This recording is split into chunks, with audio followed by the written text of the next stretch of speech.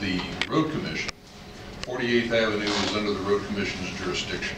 So they make the decisions on what to do with the road. The money that pays for that flows through that organization. And part of what's driving the widening concept, again, goes back to traffic counts. The amount of traffic that is on that road now might be on the road in the future. But if any of you looked at the Grand Valley Metro Council study, they don't project counts until about 2025, and then it hits just over 14,000. Now, typically a two-lane road, depending on what, there's a concept called level of service, and there's different rankings of that. And depending on where that falls, but a two-lane road of this nature could handle up to 12,000 average daily traffic. So by 2025, they're talking 14,000 average daily traffic.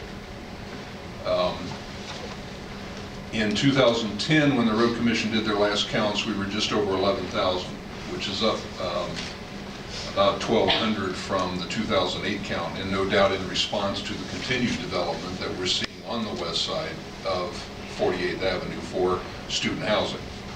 With the advent of the housing for Meadows coming online, 48 West coming online, obviously traffic's going to pick up in that stretch corridor. So we're probably seeing some influence on that. How that changes from 11,000 upward to 14 or higher in the years ahead is hard to determine, depending on how much more development might occur west of us that again is geared strictly towards student housing.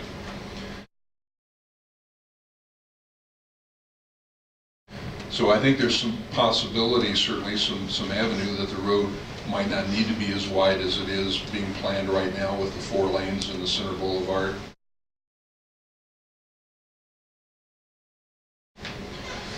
But the biggest concern for the university is providing a safe route for pedestrians and bikes. Whether the road is widened or not, the more development that we've seen on the west side of the road, the greater the need for pedestrians and bicyclists to safely move north and south along 48th Avenue and then be able to get across 48th Avenue and come into campus. And that is a part of this plan. It's a 10-foot wide sidewalk. Jerry and I have had some discussions about, again, talking with the Road Commission about widening that if we're going to combine both bicyclists and pedestrians in one pathway, that we still have enough width to create separate bike lanes and a separate area for the pedestrian.